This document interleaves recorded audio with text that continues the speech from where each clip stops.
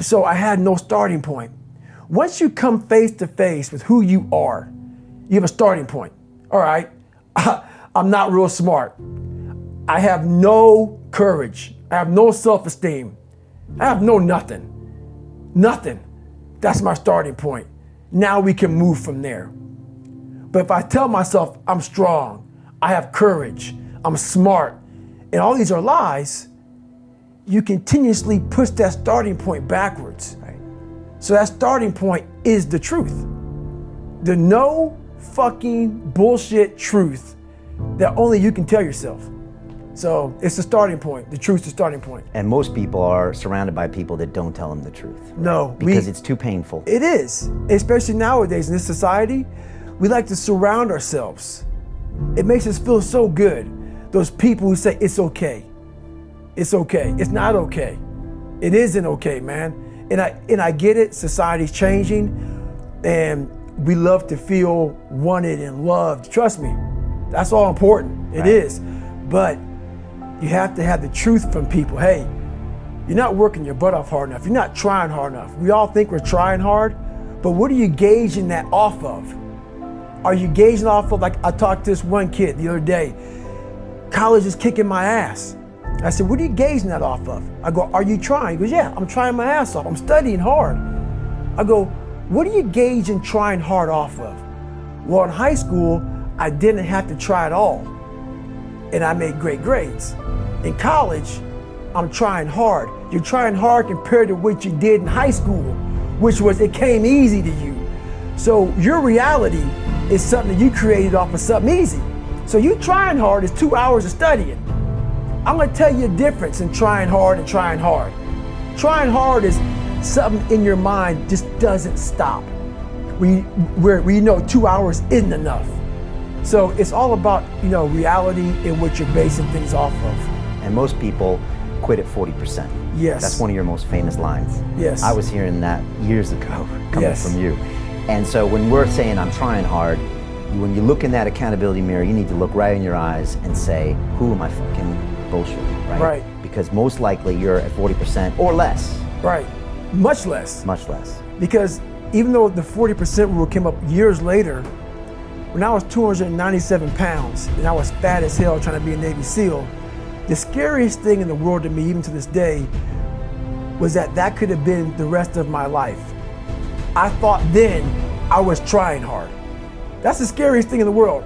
I thought then, 297 pound, working for Ecolab, spraying for cockroaches, making $1,000 a month. I thought that was me at my 100% potential. Come to find out, a few years later, I wasn't anywhere near that. 106 pounds less, graduate Navy SEAL training, went on to do all these other things. Looking back on that was me trying hard. That's why people gotta understand, what is in us, we have no idea until we start trying hard. And I mean really trying hard, where you're obsessed with, hey, this is my new norm. My new norm is that, wow, this isn't always fun. It's not always meant to be fun. And that's when you know you're trying hard. Is that, and so people listening to us that maybe are at 20% or 30%, how do they shatter that myth that they've been telling themselves? About, yeah, I'm going hard, I'm going max, and yet they're not seeing the results. Like, how do they actually shoot themselves out of that? Because there's a great quote, I think it's by this guy named Richard Feynman, who says, the first principle is that you must not fool yourself, and you're the easiest person to fool. Mm-hmm. So we construct these crazy Disneyland realities in our brain, right? And we feed it back to ourselves. How do you shatter that? Well, your first thing, like, you're fighting, we all have two people. We all have two people. And I'm not saying you're crazy. We have the easy voice, which is that 20% telling yourself that I'm easy at 90% of my full potential, maybe 100% at that 20%. That's that voice that we all love. That's that very comfortable voice, that's that mommy holding you saying it's going to be okay. Doesn't care how good you are, just loves you. Just loves you no matter how messed up you are in life. That's where you want to be at. So that's that one voice. This other voice that we walk very far away from is the voice saying, hey man, you ain't doing shit. So we try to get this voice out of our head completely. And we live over here in this lane. So what you have to do first is turn up this voice over here. The voice saying things to you that aren't nice. That it's in our head saying, you know what, man, dude, you're not doing shit. You're not I mean, and it's not putting yourself down. People take this the wrong way in this new society. I'm not saying to put yourself down. I'm saying listen to the truth. And the truth isn't in the 20%. The truth is in this other part of your brain saying, look, man, you're wasting a bunch of percentage here. We have 80 more percent that we're not tapping into, because in this other 80% is suffering, pain, failure, self-doubt, darkness, and then a whole bunch of light. But to get to this light, you gotta go through all of this shit. So a lot of us know that. We know. We do know deep down. Yeah, I can get over here, but over here, man, this is much better, because I gotta go through this journey that is not fun. This from 20 to 100%, this shit in between is not fun. So we decide to live over here. So everybody goes, how do we? And like you said, you almost have to live with that for eternity somehow. Right. So how I talk about it is basically, I visualize a lot. And so I visualize. You always have? Always have. Well, okay. Always have, but a lot of it was very disgusting. Okay. It was like, woe was me. Oh, okay. Woe is me. Which is worse. Yes. Just as bad. Yes. Just as powerful. But I developed a reality that wasn't real. That's the thing we always do. We can have a great life, but we always build this reality around the one thing we don't have. So therefore, our great life, we don't even see it. We see the one piece of clothing we weren't able to get versus the amazing things we have. So we focus on that. I was the king of focusing on the one bad thing in my life. The one bad person called me nigger. Everything bad, I focused on that. But over here was a beautiful reality of my life. Even though I came from nothing, where I could have taken my mind for the possibilities of where I can go if I work harder. That was all over here, but I lived in the filth over here. So basically, what I started doing was, when I was 297, I thought about, my God, man, like this could be my life. And I thought, okay, what does heaven look like? I don't know. No one does, I imagine. So I was like, okay, I imagine that there's a big long line and you got judgment and you're God. Let's say you're God and I'm just David Goggins. Big long line and you're talking to Jane Doe. Jane Doe goes by and behind you is a big whiteboard. And the whiteboard has like just a piece of paper, and you pull it down, the next person in line is David Goggins.